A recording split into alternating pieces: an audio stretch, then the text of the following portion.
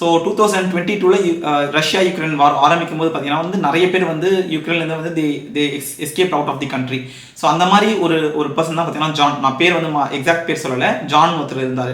அவர் வந்து என்ன பண்ணாங்கன்னா வந்து அவர் தூங்கிட்டு இருந்தார். அன்றைக்கி காலை 9 o'clock வந்து அவருக்கு நிறைய மெசேஜஸ் வருது டெலகிராமில். அவங்க ஃப்ரெண்ட்ஸ் என்ன சொல்கிறாங்கன்னா, யுக்ரைனில் வார் ஸ்டார்ட் ஆகிற மாதிரி இருக்குது, நீ முடிஞ்ச வரைக்கும் உன்னோட மணியெல்லாம் எடுத்துகிட்டு எங்கேயாவது வேறு ஏதாவது கண்ட்ரிக்கு வந்து எஸ்கேப் ஆகிடு, இந்த ஊரில் வந்து நம்மளால ஃபியூச்சர் இருக்காது அப்படின்னு சொல்லிட்டு அவங்க ஃப்ரெண்ட்ஸ் வந்து அலர்ட் பண்ணுறாங்க. ஸோ ஜான் என்ன பண்ணுறாருன்னா, உடனடியாக வந்து அவரோட மணியெல்லாம் வந்து எடுத்துகிட்டு போகலாம் அப்படின்னு சொல்லிட்டு பிளான் பண்ணிவிட்டு அவரோட கேர்ள் ஃப்ரெண்டையும் கூப்பிட்டு அவர் வந்து யோசிக்கிறார் என்ன பண்ணலான்னு சொல்லிட்டு. அவர் வெளியே போய் பார்த்தாருன்னா ஏடிஎம் எல்லாமே வந்து பயங்கர கூட்டமாக இருக்குது, எந்த ஏடிஎம்லையுமே போய் மணி எடுக்க முடியல.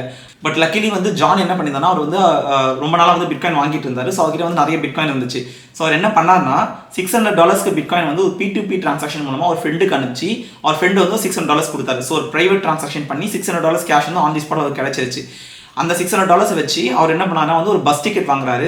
அதே மாதிரி வந்து அந்த வழியில் தங்குறதுக்கு ஒரு ஹாஸ்டலில் ஸ்டே பண்ணுறதுக்கு வந்து ஸ்டேக்கு புக் பண்ணுறாரு. ஸோ அவரும் அவரோட கேர்ள் ஃப்ரெண்டும் உடனே வந்து இந்த அரேஞ்ச்மெண்ட் மூலமாக வந்து எஸ்கேப் ஆகுறாங்க.